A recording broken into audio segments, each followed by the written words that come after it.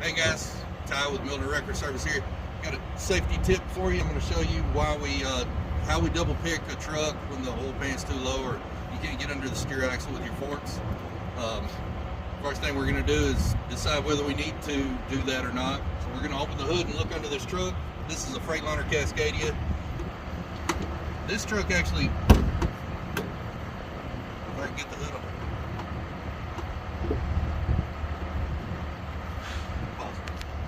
Alright, we got the hood on. It was stuck. So the first thing you need to do is look at what kind of engine is in it and how low that oil pan is, how close it is to the ground. And this one has a Cummins in it. Cummins usually you don't have to worry about oil pan height. But if this was a Detroit, it would be pretty low in the engine compartment, sitting pretty low to the steer axle. So you'd need to use taller forks. You can't get a taller fork underneath the steer axle, so you're going to have to pick this truck up and set it on blocks in order to get those taller forks into there.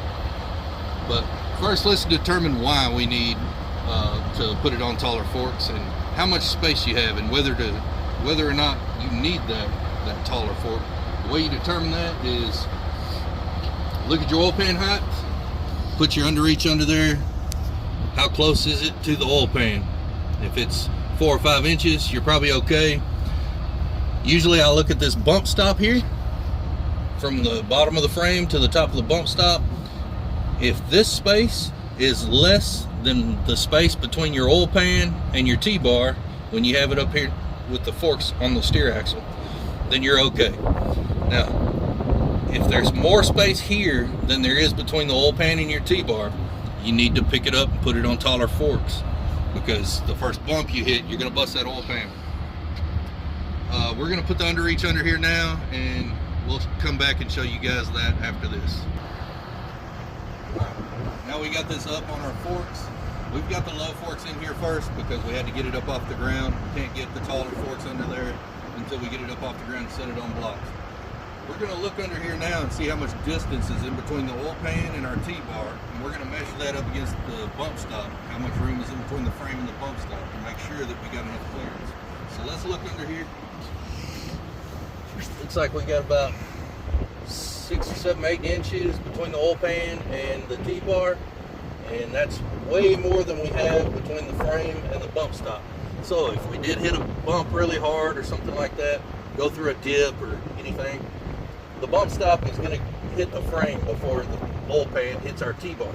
So on this particular truck, we know we're okay to tow it down the road with these type of forks. Now let's pretend this was a Detroit, and we're going to have to set this on blocks to get a taller fork under it because the oil pan is only that far away from our T-bar.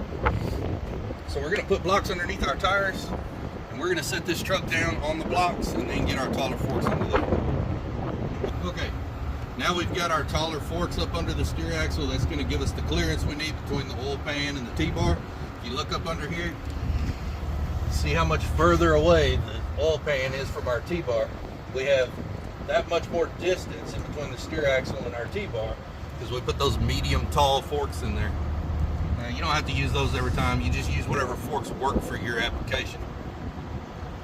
If this was a low-hanging Detroit, we would definitely use those forks. That's going to get it away from our T-bar, and it's not even going to be close, so we won't have any chance of busting an oil pan or hitting a bumper or anything like that.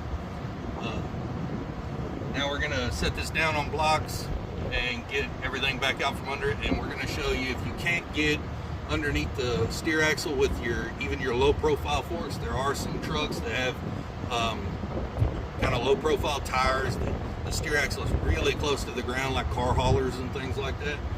And but we're going to show you how to pick up the front of the truck by the pull pins in the front of the truck and set it down on blocks. And, another way to get it up off the ground so you can get taller forks under it. We'll come right back to that.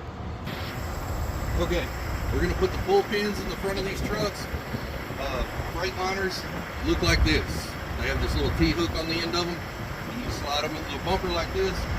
They can go in where they're facing up like this,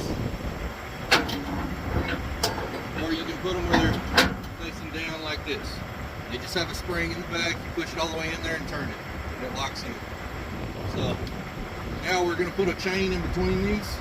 We're going to pick it up off the ground and set it on blocks, and we'll come back and show you guys that. Chain in between our pull pins here use a 1/2 inch chain, don't use a 3/8 chain. 3/8 chain will break. I want to make sure the brakes are locked on this truck, because if it moves, it can run into your T-bar, and we don't want to bend the bumper or damage the customer's truck.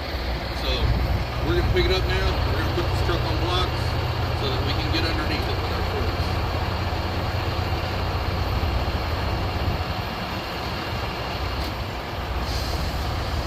Down on these blocks.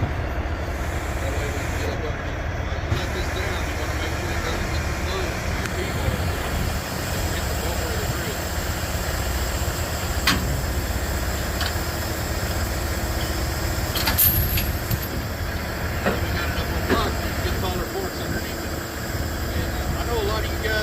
Why didn't I use the boom, use the winches? I can do that. I do it as a stick truck, but a lot of our trucks are detachable tow units, DTUs, so they don't have a boom. So you can't reach out, pick up the truck, and then run your underreach underneath it all at the same time. So for the detachable tow unit guys, they can do this, and they don't have to worry about damaging a bumper or an oil pan or anything like that. You just got to make sure that you don't run into the bumper with the T-bar when you lift it up like this. But anyway, I hope this helps you guys.